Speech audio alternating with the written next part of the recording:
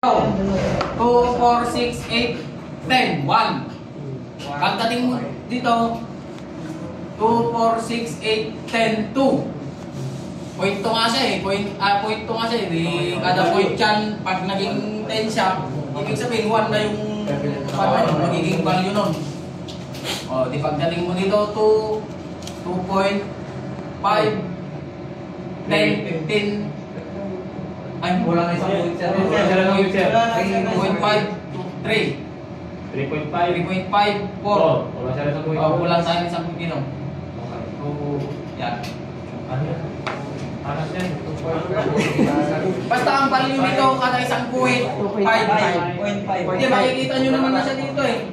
Sa tester, pag nandito na kayo sa tester, kada isang value nun.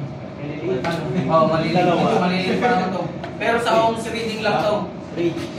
At least yan naituro ko sa inyo.